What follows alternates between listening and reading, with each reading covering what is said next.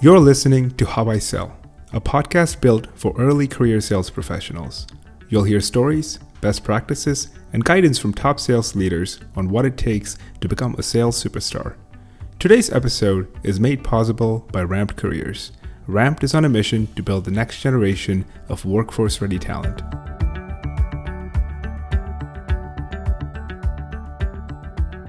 Joining us today is Matt Toth. Matthew has held senior sales roles, including being the VP of Sales at the Neat Company. Thank you, Matthew, for joining us today. Oh, thank you for having me. Hey, Matthew, I know that you and I had the chance to connect a little bit before I hit the record button here. But for those that don't know who you are, who is Matthew Toth? Yeah, so great question. A little background on myself. I didn't get my start in sales like most people typically with a big SaaS company or a Silicon Valley stamp or even a big Fortune 500 company. It actually all started back in a classroom. I was a teacher's aide in a behavioral and a learning disabilities class, and in growing up. But my mom and stepdad were both teachers. So everybody's just like, yep, you're good at this. You're just going to go ahead and become a teacher for the rest of your life. And I'm like, hell no, I can't deal with these kids. I don't know how the teachers do it. All respect to them. But yeah, that is not my future. And, as I was doing the classroom gig, I was also interested in technology. So I was getting Microsoft certifications. I was moonlighting at night in the #1 golf course in the world, in the clubhouse, serving wine to customers and guests. And that combination of technology and customer service helped me to land my job at Neat. And through Neat, that customer service, that technology started coming out. And I gravitated really towards the sales angle. So the sales teams leading, just talking to customers and bringing them on to new technology was really where I gravitated. So it wasn't, hey, I wanted to be a salesperson growing up my entire life. I actually wanted to own some restaurants and run that kind of, an empire, but, just kind of how life goes. And through being a teacher's aide, really learning how to communicate and teach people different topics, the technology piece and the customer service piece, it all kind of culminated into me starting in the sales world. It's interesting that you bring that up. And I think that that's what a lot of people have in common when they think about their professional development, right? We all make the best decision that we can with the information that we have at any given point and whatever encumbrances we have in life, right? And so I think folks try to architect their careers that closely, but at the end of the day, it all makes sense when you look backwards and not necessarily forward. But I do want to ask you this question. And, I've listened to a few of your other podcasts, and you had mentioned that early on you wanted to be a financial advisor, but then it turned out to be a special ed teacher's aide. And then you ended up being a tech support rep, and then being a individual contributor, a sales rep, all the way to managing multi-million-dollar P&L as a sales leader. What's one thing that ties everything together now that you have the benefit of hindsight? Yeah. So, the one thing that ties everything together is sales is really a profession that it doesn't matter your background or where you come from, right? As long as you are able to self-educate, and you're always looking to learn more, you're always looking to learn about the industry, you can be very successful. And I'm proof of that, right? I went to college to be a finance major and be a stockbroker, a financial advisor, live that kind of life. I even had an internship at Merrill Lynch and didn't finish, right? Didn't finish that until later on in life, but turned that around, became a teacher's aide, and really, the rest of the story, as I just mentioned earlier. So although I wanted to be 100 different things, and I find that to be a background of a lot of successful salespeople, nobody grows up, right? Most universities don't have, hey, I'm going to be a salesperson. I have a sales degree, right? It's marketing or finance or accounting or something in the business school, or it could be something in communications, or it could be something completely different. How many tech-led founders are there out there that were developers that really turned into sales? So yeah, I think that one key takeaway is it really doesn't matter what your background is. As long as you want to be successful in sales, you really can be. Do you think that there should be a university track that's geared towards sales? Oh, I would absolutely love it. I've actually, met a few people that are professors in some schools around the country that have a sales course, but there's Mhm. no sales major. And there's so many great schools that are doing these types of things for people that are transitioning, from one career to another, but it's Mhm. not an official like university degree. Mhm. Um, I would love to see that come really to the United States in the form of a recognized university or college making it a major. Why do you think? Why do you think that's the case today? The reason I ask is everybody knows that when you're at a business, there's one of three things you can do. You either build product or a service, Yep. or you sell product or a service. And some people will go as far as saying that the whole building function exists insofar as it can support the selling function, right? And placing an enhanced emphasis on sales. And then you have all the back office operations, right? Folks that just manage the daily, functioning of any business. If that's the viewpoint, I wonder where that disconnect is. Do you think that it's the onus is on the sales leaders of today to engage in some way or form with the university system? Like, what should be the feedback loop here? I think it's one of the broadest possible subjects, right? So it's hard to write a curriculum around it. It's hard to say, well, I now have a BS in sales, right? Hmm. Because what type of there's enterprise sales, there's mid-market, there's transactional, there's B2B, there's B2C, there's owning a small business yourself and selling, there's within a large business, there's so many different avenues to it that I think that not only would you be able to have a degree, but there would be multiple types of degrees. So getting people around the idea of this to start would be one thing, but two, if you notice right out there, there's so many sales books, there's so many ways to do it. What would be the way? Hmm. Right? Do you come out as a formal, Sandler or Gap selling or, Hyman Miller? Do you come out as a classically trained salesperson? Do you come out with just the foundations and the basics Hmm. of, introduction, rapport building and discovery and presentation skills and so on? Or, what is it that you would actually learn? And that's what I think is the one domino that hasn't fallen. There's no Hmm. one way of doing it. People do it on their own. They're very successful salespeople that just wing it. I don't recommend that, but there are people that just absolutely wing it and are highly successful. So I think that's the bigger problem. There's no one to point to. There's great engineers out there. Hey, you built that? Great. Teach other people how to build that. Hmm. But to go back and really create a curriculum around these certain things, I think it would be very, very tough to do for an entire major. I'm glad you mentioned that, and I think that more people should, because there's this notion that there is a certain personality that's built for sales, or there's this notion that there's a certain magic sales model that if you follow, you'll just go from 0 to 100 in no time. And I think people are very vocal about it. Folks oftentimes mistake what has worked for them as the only methodology. And I know that you've spoken on this topic. So two questions for you. I'd love to hear what's worked for you, personally. And I'd love to hear a little more about your general thoughts on this, I guess, misleading perspective that there's one type of personality that is going to be a great fit for sales. And quite honestly, I think if there's anything that's causing issues around diversity, it's that thinking more than anything else. And I'd love to hear your thoughts on that as well. Yeah, so I'll start with the second question, right around the one personality. So I don't think it is what everybody thinks of in their head as a salesperson, right? Your movies are coming into place, right? Glengarry Glen Ross. You're thinking of Boiler Room. You're thinking of Wolf of Wall Street, and that's not always it. My most successful teams I've either been a part of or have hired and led myself have been wildly diverse in background, in age, and every possible thing that you can think of, because extroverts, introverts, people that that learn auditory and learn verbally and learn, through looking visually and so on. It's all different. They all bring their own types and their own special characteristics to sales. And that's really what sales is. If you try to model yourself or just rubber stamp sales agents, it's never going to work. It's not going to work in any form or fashion.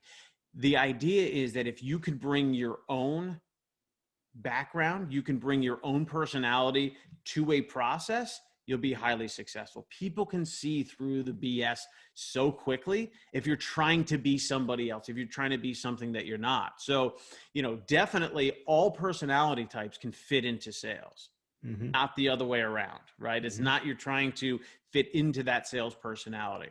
So, and that should come out in hiring, that should come out in job descriptions, that should come out in training. And that is all levels, right? That is everything from a hunter, a BDR, an SDR, all the way up to management and leadership. And I think that all starts in the job description, right? I used one of those words, hunter. That is a very key word in a job description that somebody who's putting that in there is looking for a very specific type of person. Now that's okay if you think you're going to rubber stamp and you're going to have that specific type of person in there. But really, you need all of these different viewpoints in order to really do, because you're selling to all different personalities and characteristics. That alpha person that's just going to come over and bowl into the sale, like that's great for a certain subset of customers or prospects that you're looking at, but it's going to offend or put off others. And you need all those different personality types for multiple reasons, but for one very specific reason, that you're selling to multiple personality types. I want to dig into this job spec comment of yours a little bit, because I don't think it's mentioned often. People think of job specs as this necessary step in the hiring process, or they take too much of a theoretical approach towards it. But I think there's something to what you've mentioned, and I don't know if people put in enough time and effort into it, because it does signify the position or the stance that you're taking. And quite honestly, I think it might give a prospective candidate a view into what the sales training and the sales culture in that business may look like. I don't think that a lot of early career professionals are trained to read into job specs, but they should. Have you experimented? I'm assuming you've experimented with job specs.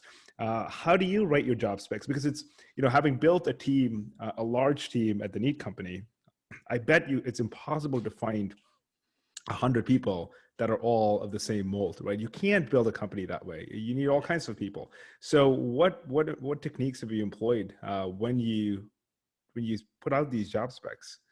Yeah, so just like every hiring manager, you go to Google, right, and you type in account executive job description, and you just copy and paste it and throw it back up on your website. No, but seriously, you need to go through and you need to look at the things that are very important to you, right? So as a hiring manager, as a sales leader, I look at things that are very important to me as far as, are you going to self-educate? Are you going to take some of the topics that we discuss in coaching, that we discuss in team meetings, and are you able or willing to go out and actually improve yourself on those skills? Right? Are you going to come back in and throughout the week work on those things? Or are you just going to go into coaching and say, okay, great, thanks for that information, go back to old habits and never improve? So, that's not a hunter, right? That's not anything like those words that come up. That's not that, right? If I can get you excited about the role, then yeah, the activity levels will be there. You'll want to do that stuff, right? You'll want to make communication. You'll want to pick up the phone or outreach on LinkedIn or whatever the cadence and the sequences are. But you need to write a job description to find the person that's going to be excited about doing the job. And so you're writing things in the job descriptions, that are you coming with a passion, right? It's not going to be a passion for sales. I'm passionate about sales. 98% of the people out there are not passionate for sales. There's no way I'm going to make you passionate about sales. But if you do have a passion, you're passionate about something, I can draw the way that you work on your passion out and just say, yeah, do that same thing for this and you'll be just fine.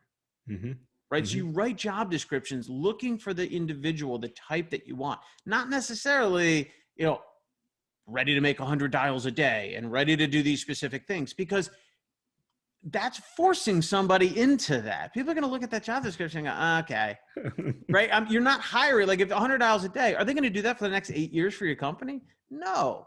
Right. So I'm looking for somebody that can learn, that can grow, that's interested in not only doing the job I'm hiring for, but be so successful in all areas, not just in that job role, but being a leader without actually holding the title and so on, that can grow within the organization. That's going to save me so much time in hiring and training and mentor and everything else that goes along with it. I'm not just hiring a robot to sit there and dial 100 times a day. Mm-hmm. Right. That may be part of the activities that go on, and that's part of the job description, but I'm not necessarily hiring directly for that, if that makes sense. It makes a lot of sense. I chuckle because I'm just having these vivid memories of reading these job specs that all focus on hunter, relentless, 100 calls a day, activity metrics. And also, with at the AE level, to your point, you may already have some demonstrated history of work experience, right? But if you're hiring for SDRs, BDRs, typically these are people that haven't done this before. Right. And yet I see the same job descriptions that don't really kind of peel the layers of the onion and look for underlying characteristics. Mm-hmm. I think the worst offenders are where I see folks wanting SDRs and BDRs that have beat quota at their existing company. And they're looking for these people to come back and kind of join their new business from the ground up. And my challenge to folks have always been, if I'm crushing it at my existing company and I'm beating quota and I'm doing a great job, why on earth will I leave it and join you? Like there's something, like have you sat down? Maybe an SDR. Like I want to move up, right? If I'm crushing it, I want to move to the next level. And that's it. There was a great point that you brought up of, having that background and things that you look for. Right. So people in hospitality industries, waiters, bartenders, things like that, people who are just comfortable having a conversation, because in the end, sales is a conversation. It's a more directed, process-driven conversation, but in the end, it's a conversation.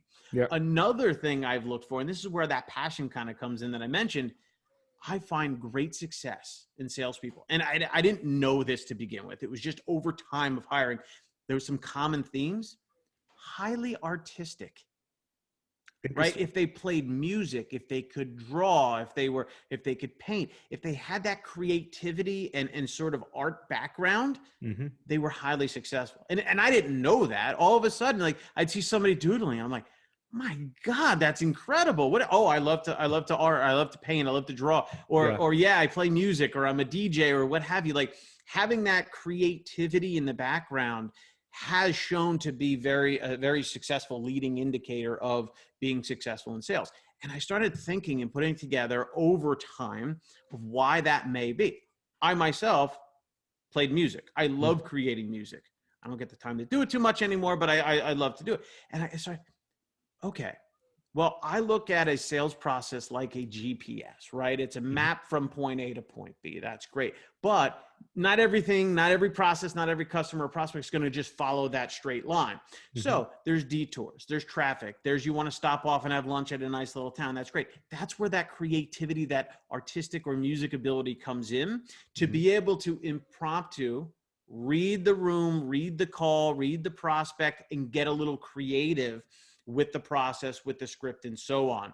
Where somebody a little bit more rigid, that's always following, right? I look at it as cooking versus baking, right? Baking, you follow the recipe. If you don't put baking soda in, forget it. The whole thing's done, right? But cooking, you can add a little dash of this, a little splash of that, and be a little bit more creative with it. And it'll enhance, it won't necessarily ruin. And so I look at those types of things when I'm hiring, especially for roles that don't require previous experience, right? It's no experience needed, or 1 or 2 or 3 years. Whether you beat quota, whether you didn't beat quota, if you're 1 or 2 years into it, like maybe you just weren't a fit for that company didn't have great training or a great product or market fit or what have you. Like, I'm not going to blame you for not hitting quota if you're only a year or 2 into the job. So if you have that passion, if you have that potential that we could coach and learn and train, I'd rather start from scratch than try to break old habits first and before getting in. Man, I wish that your voice was amplified 100x, and I say that because there's just too much crap out there, Matthew. And I think people, even well-intentioned people, oftentimes mistake their individual experiences as broad reflections of marketplace realities. And I see this especially with early stage, fast-growing companies. statistically speaking, if you just look at the data, roughly 95 out of these 100 companies fail. Some of it may be execution driven, but most of it is because there was just no product market fit. And you can't tax or burden the SDRs and pin the success or failure of the business on them. It's not their fault. They have no idea. So that's one issue.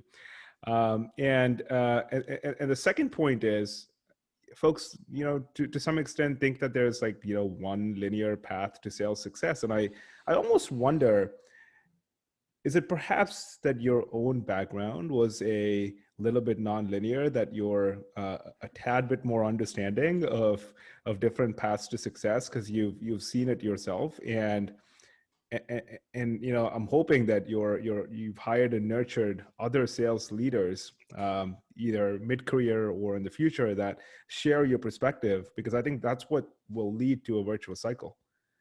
Yeah, no, I definitely agree. And I have just an example. One of my best AEs, so at Neat, we sold to very, very small businesses, and home services was a big vertical: roofers, siders, electricians, plumbers, and so on.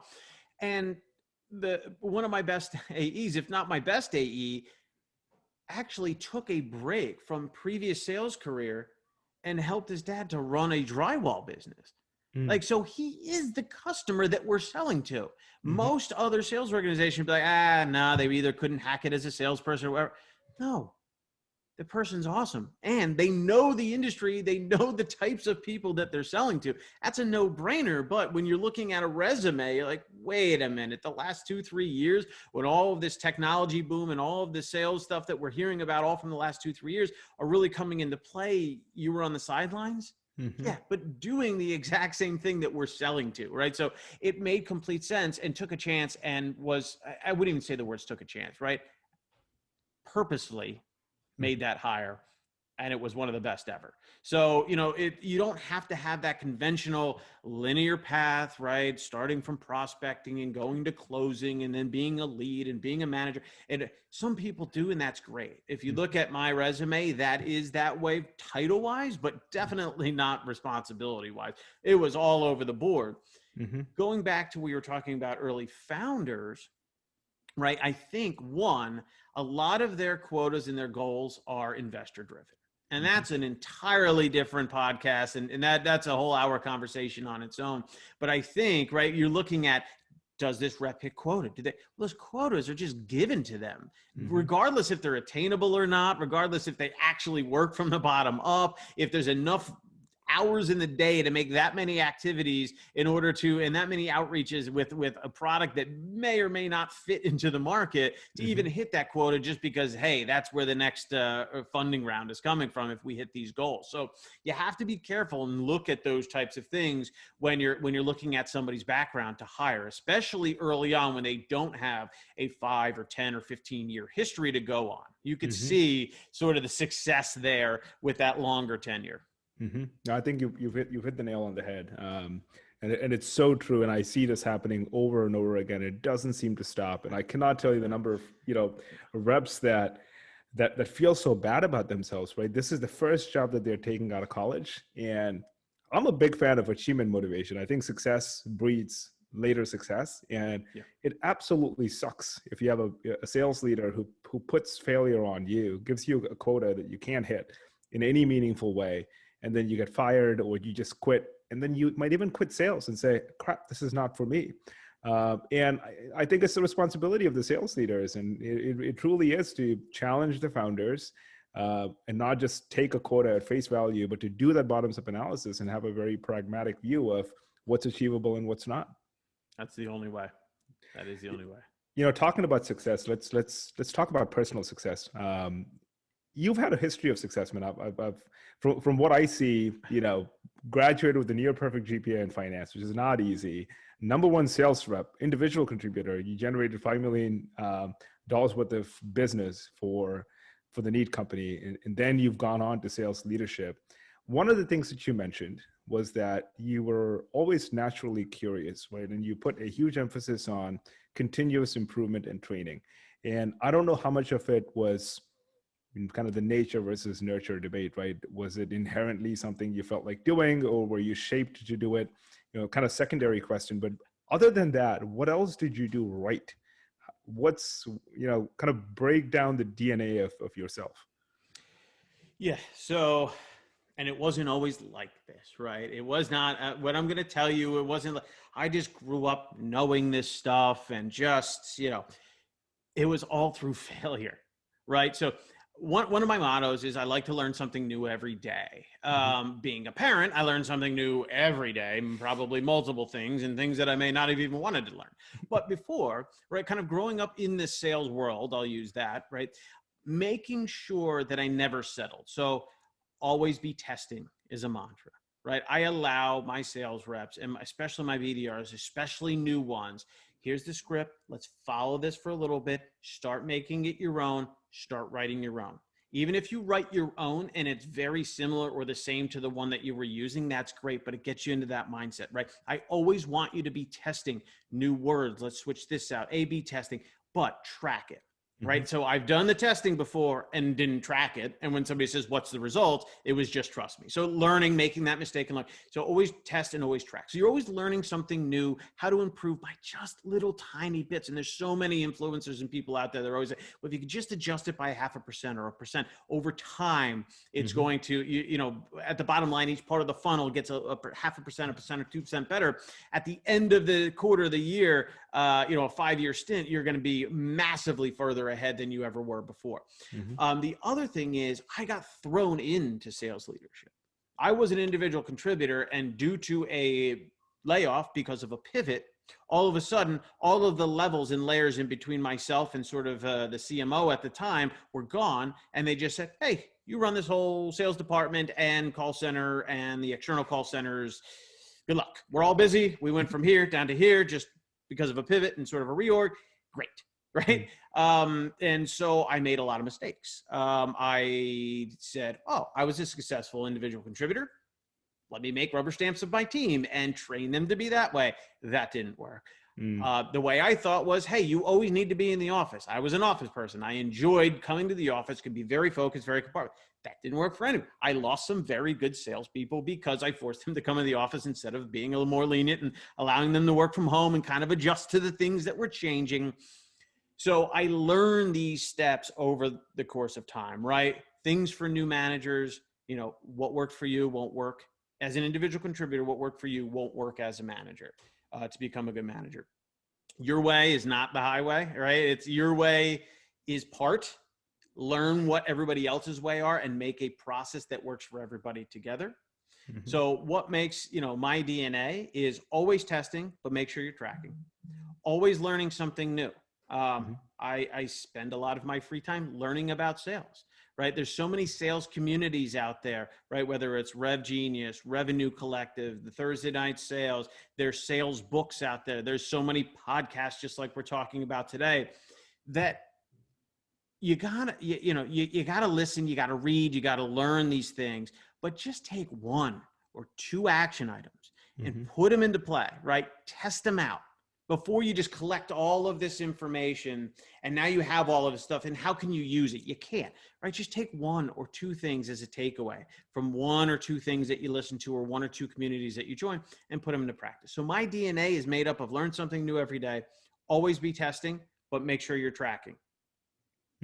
That's what's gotten me successful, because throughout my career, I've always been a part of pivots, right? I've run a sales team, up to 36, 38 inside sales reps, 2 external call centers, 100 reps apiece, doing coaching and the one-on-one and the growing and the mentoring and the developing. And the next day got tapped to run our retail channel, where I'm worried about a labor shortage or a labor strike on the San Francisco docks. Can't get my product in so I can put it onto retail shelves for a back to school sale, right? So 2 wildly different things. If I wasn't always educating, learning, being willing to take that extra time to do that, I wouldn't have been successful. And then pivoting back when we got out of the hardware market and made our software up into the cloud and made it SaaS and recurring revenue, start building out channel programs. I didn't know anything about channel programs, but why? I learned, I listened, I found people that were successful and watched what they were doing and shadowed them and repeated what they were doing until I could test enough that I figured it out on my own and started building my own processes from them. So I think, and it goes back to when we first started, right? And first started this conversation,